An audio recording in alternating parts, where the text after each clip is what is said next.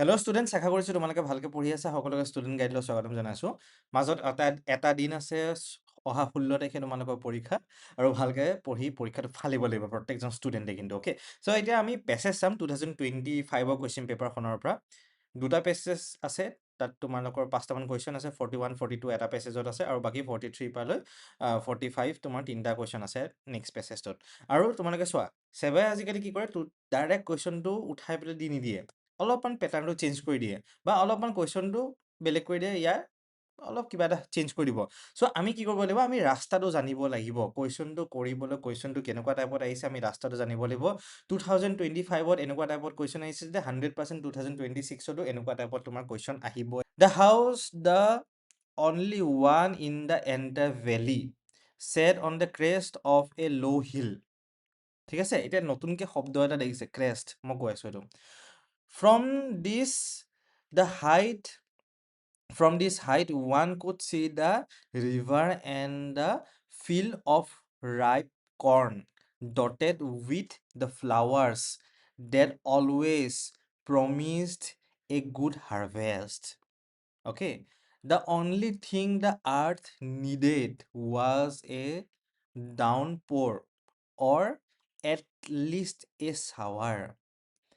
Throughout the morning, Lenso, who knew his field intimately, had done something else but see the sky towards the northeast.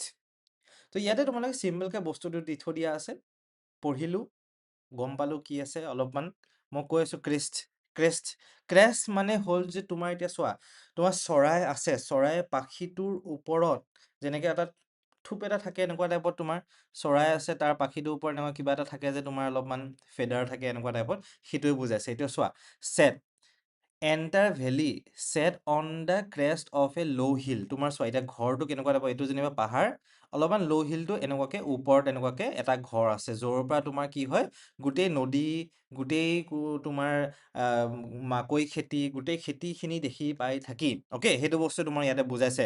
আৰু তোমাৰ ইয়াতে এটা শব্দ আমি দেখিছিলোঁ, এ গুড হাৰ্ভেষ্ট, মানে একদম ধুনীয়াকৈ মাকৈ খেতি হৈছে, লেন্সৰ ধুনীয়া মাকৈ খেতি হৈছে।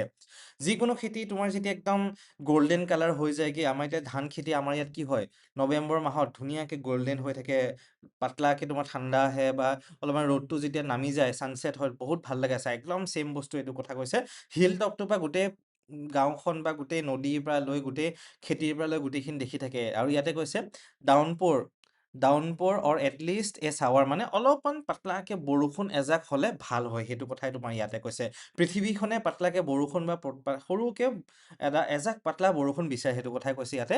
What did Lencho do throughout the morning, লেন্সই গোটেই মৰ্ণিংটোৰ পৰা কি কৈছে, ইয়াতে লিখা আছে চোৱা, throughout the morning Lencho knew, who knew his field intimately, had done nothing else but see the sky towards the northeast. অকল লেন্সে কি কৰিলে, আকাশখন চাই থাকিলে যে বৰষুণ আহিব, বৰষুণ আহিব, বৰষুণ আহিব বুলি। ঠিক আছে, বৰষুণ আহিব, বৰষুণ আহিব বুলি পেলাই আমি কি কৰিলে, লেন্সে তোমাৰ আকাশখন চাই দিলে নৰ্থ ইষ্ট ডাইৰেকশ্যনত। তো আনচাৰটো কি হ'ব, একদম ধুনীয়াকৈ ওলাই আছে, ৱাটছ ৱাটছ দ্য স্কাই, অকল আকাশখন চাই থাকিলে তোমাৰ এতিয়া। হা, এতিয়া নেক্সটটোত চাওঁ, 42 নাম্বাৰ কুৱেশ্যনটো, choose the correct antonym for the word crest. এইটোৰ এণ্টনিম, এটা কাৰেক্ট এণ্টনিম তোমাৰ বিচাৰি উলিয়াব দিছে তোমাৰ এতিয়া। অ'কে, এটা এণ্টনিম বিচাৰি উলিয়াব দিছে। আমাৰ এণ্টনিমটো কি হ'ব, তোমাৰ বটম। অ'কে, বটম হ'ব। মানে কি হৈছে, যেতিয়া এণ্টনিম মানে উল্টা ৱৰ্ডটো, হা, চিনোনিম মানে তোমাৰ ছেম ৱৰ্ডে, এণ্টনিম মানে উল্টা ৱৰ্ডটো। এতিয়া এণ্টনিম মানে তোমাৰ কি হৈছে, ওপৰত। ক্ৰেষ্ট মানে কি হয়, হিল টপটোৰ। এতিয়া হিল টপটো যেনিবা এনেকৈ টাইপৰ হিল এটা আছে, তলত নদী গৈ আছে, অলপ খেতি লাগি আছে, কিবা কিবি এইবিলাক। তোমাৰ ইয়াতে ঘৰ এটা আছে, তোমাৰ এনেকৈ টাইপৰ, এনেকৈ ঘৰ এটা আছে, এইটো হিল টপ হ'ল। হা, হিল টপটোত আমাৰ ঘৰটো আছে যিহেতু, তাৰ মানে এণ্টনিম, তাৰ উল্টাটো কি হ'ব, তলত আছে ঘৰটো। হা, বটম তোমাৰ তলত আছে ঘৰটো, সেইটো বস্তুৱে বুজাইছে। মুখস্থ কৰা বস্তু নহয় ল'ৰা ছোৱালীসকল, এইবিলাক তোমাৰ কি হয়, বুজা বস্তু হয়। একদম চিম্পল। ছাপ'জ তোমাৰ ইয়াতে একদম ছেইম বস্তুটোকে তোমাক যেনিবা এনেকুৱা টাইপত পেছেজটো আছে, তোমাৰ ইয়াত কি সুধি দিব পাৰে, এটা বেলেগ টাইপত বস্তু সুধি দিব পাৰে, যে বৰ্তমান পৃথিৱীখনে কি বিচাৰে তোমাৰ এতিয়া।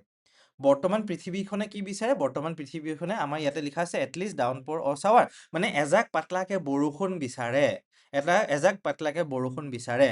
ঠিক আছে, সেইটো বস্তুৱে তেনেকুৱা টাইপত। এতিয়া তোমাৰ ৰাইপ কৰ্ণৰ তোমাৰ যেনিবা উল্টাটো সুধি দিব পাৰে বা কিবা এটা সুধি দিব পাৰে, সেই তেনেকুৱা টাইপত তোমাৰ কুৱেশ্যন বিলাক আহিব। So' you have to be ready for this things. ঠিক আছে, আমি এতিয়া 43, 44, 45 তিনিটা কুৱেশ্যন চাম। একদম চিম্পল ষ্টৰি বেছ কুৱেশ্যন পাৰ্ট এইটো তোমাৰ। Rabindranath Tagore was born in 1861 into one of the foremost family of Bengal. ঠিক আছে, ৰবীন্দ্ৰনাথ টেগ'ৰ কেতিয়া জন্ম হৈছে সেইখিনি জনাইছে তোমাৰ এতিয়া। He was the 14th child of Debendranath Tagore, এইবিলাক ইমান ইম্পৰ্টেণ্ট নহয় আৰু নাম চামবিলাক। Who headed the ব্ৰহ্ম সমাজ, দিছ ইজ ইম্পৰ্টেণ্ট। কোনে ব্ৰহ্ম সমাজ হেড কৰিছিলে? তোমাৰ দেবেন্দ্ৰনাথ টেগ'ৰ। এনেকুৱা টাইপতো কুৱেশ্যন আহি যাব পাৰে। The family house at Jorasanko in Kolkata was a hive of culture and intellectual activity. মানে খুব বেছি কালচাৰেল বেছ কাম তেখেতসকলৰ ঘৰত হৈ থাকে, আৰু প্লাছ ইণ্টেলেকচুৱেল এক্টিভিটিজ যিমান বস্তুখিনি আছে, মানে তোমাৰ ব্ৰহ্ম সমাজৰ হৈ পেলাই কামখিনি গোটেই তেখেতসকলৰ ঘৰতে হৈ থাকে, সেইটো কথা কৈছে। Tagore was educated by private tutors and he first visit Europe in 1878. 1878তে ইউৰোপ ভিজিট কৰিছিলে। সেই সময়ত ব্ৰিটিছে আমাৰ ইয়াত ৰুল কৰি আছিলে যিহেতু, আৰু তেখেতক প্ৰাইভেট টিউটৰ্ছ বা টিউশ্যনবিলাক স্কুলত নগৈছিলে, তেনেকুৱা টাইপত হ'ব পাৰে। আৰু প্লাছ প্ৰাইভেট টিউটৰ্ছ বুলি কৈছে যিহেতু ঘৰতে আহি পেলাই পঢ়াইছিলে সেইটো বস্তু। He started writing at an early age, বহুত সোনকালে তেখেতে লিখিব আৰম্ভ কৰিছিলে। And his talent was recognise by Bankim Chandra Chatterjee.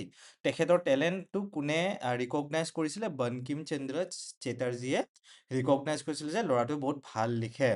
The leading writer of the day, মানে সেই সময়ত বহুত ভাল ৰাইটাৰ, মানে টপ ৰাইটাৰ আছিলে বংকিম চন্দ্ৰ চেটাৰ্জী তোমাৰ। In 1890s Tagore live mainly in rural East Bengal. East Bengal বৰ্তমান বাংলাদেশ হয়।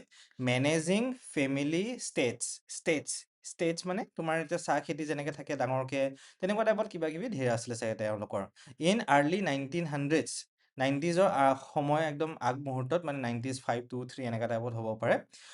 হি was involve in the Swadeshi campaign against the British, but he withdrawal from it when the movement turn violent. প্ৰথমতে 90sৰ আগৰ সময়ছোৱাত তেখেতে স্বদেশী মুভমেণ্ট যিটো হৈছিলে, সেই সময়ছোৱাত তেওঁ লিড কৰিছিলে। যেতিয়া সেই গোটেই মুভমেণ্টটো বহুত বেছি ভাইলেণ্ট, মাৰা পিটা জ্বলা চলা হৈ গ'লগে, গুলিয়াগুলি হ'ল, তেওঁ উইথড্ৰ কৰি দিলে সেই মুভমেণ্টটোৰ পৰা। In 1912 he came to England with Gitanjali and English translation of some of his religion relics। ঠিক আছে, 1912ত he came to England with Gitanjali and English translation of some of, তেওঁ মানে কিছুমান ৰিলিজিয়াছ গান লিখিছিলে বা ৰিলিক্স আছিলে, সেইবাবে ইংলিছত ট্ৰেন্সলেট কৰিছিলে তোমাৰ। It was acclaim by WB Yeats and later publish by Macmillan, leading directly to his winning the Nobel Prize for literature in 1913। তেখেতে লিটাৰেচাৰ নোবেল প্ৰাইজ কেতিয়া পাইছিলে? 1913 চনত। তো ইয়াতে এটা বস্তু চিম্পল আছে, who was Rabindranath Tagore's contemporary writer in Bengal. কোন আছিলে? বংকিম চন্দ্ৰ চেটাৰ্জী তোমাৰ। অ'কে, বংকিম চন্দ্ৰ চেটাৰ্জী আমি ওপৰত পাই আহিছোঁ যিহেতু, তেওঁ আছিলে তোমাৰ Rabindranath Tagore's contemporary writer in Bengal তোমাৰ। এটা নেক্সট কুৱেশ্যনটো চাওঁ আমি। Arrange the following events from Rabindranath Tagore's life chronologically. তেখেতৰ লাইফৰ ক্ৰনলজি যিটো আছিলে সেইটো হিচাপত তোমাক এৰেঞ্জ কৰিব দিছে। এনেকুৱা টাইপত কুৱেশ্যন খুব আহে। এইটো ডাইৰেক্ট কুৱেশ্যন বুলি ক'ব পাৰা, চিম্পলে হয়, খালি অলপমান সেই ইফাল সিফাল চাই থকাটো বহুত কামোৰ হৈ যায়গৈ আমাৰ এতিয়া। He was awarded Nobel prize, এইটো তোমাৰ নোবেল প্ৰাইজটো লাষ্টতহে আছিলে, একদম লাষ্টতহে তোমাৰ দিছিলে 1913ত। তেওঁ লণ্ডন গৈছিলে গীতাঞ্জলিখন লৈ পেলাই। যদি আমি পেছেজটো ভালকৈ পঢ়োঁ কেটচ কৰিব পাৰিম আমি। অ'কে, চ' এইটো মই কি কৰিম, লাষ্ট বুলি লিখি থৈ দিম, বা 4 বুলি মই মাৰ্ক কৰি থৈ দিম, একদম লাষ্টত হ'ব পাৰে তোমাৰ। He was born as the 14 children of Debendranath Tagore. ঠিক আছে, কি আছিলে? দেবেন্দ্ৰনাথ টেগ'ৰৰ কি আছিলে? 14 নম্বৰ চিলড্ৰেন। এইটো একদম প্ৰথম কাহিনী হৈছিলে আমাৰ, আৰম্ভণিতে এইটো পাইছিলে। ইংলেণ্ড তেওঁ গৈছিলে। ইংলেণ্ড কেতিয়া গৈছিলে? তেওঁ শেষৰ ফালে ইংলেণ্ড গৈছিলে। প্ৰথম ইংলেণ্ডৰ ভিজিট কেতিয়া আছিলে, বা ইউৰোপৰ ভিজিট কেতিয়া আছিলে? তোমাৰ 1878ত আছিলে তোমাৰ, সেইকাৰণে এইটো ছেকেণ্ড দিম মই এতিয়া। তাৰপিছত ইংলেণ্ড ভিজিটটো 3 নম্বৰ দিম। ইংলেণ্ড ভিজিট কৰাৰ পিছত তোমাৰ ক'ত গৈছিলে নবেল প্ৰাইজ তেওঁ পাইছিলে। তাৰ মানে ক'ব গ'লে আমাৰ প্ৰথম 2 দি পেলাই আহিব এনেকে টাইপত, তাৰপিছত 3 আহিলে, তাৰপিছত 3 এক ছেকেণ্ড ৰ'বা, 3 নহয় 4 আহিলে তোমাৰ, অ'কে। তাৰপিছত তোমাৰ 3 আহিব, তাৰপিছত তোমাৰ 1 আহিব। তো আমি অপশ্যন কোনটো পাই যাম? এটো পাই যাম। এই বস্তুটো অলপমান ধৈৰ্য ধৰি তোমালোকে কৰিব লাগিব, কিন্তু একদম ইজি বস্তু হয়, একদম ডাইৰেক্ট বস্তু হয়, খালি এনেকুৱা টাইপত তুমি কুৱেশ্যন 1000% মই তোমাক গেৰেণ্টি দি কৈছোঁ, এনেকুৱা টাইপত তুমি এৰেঞ্জ কৰা কুৱেশ্যন পাবাই। পৰীক্ষাত খেলি মেলি নকৰিবা, বহুত ইজি হয়।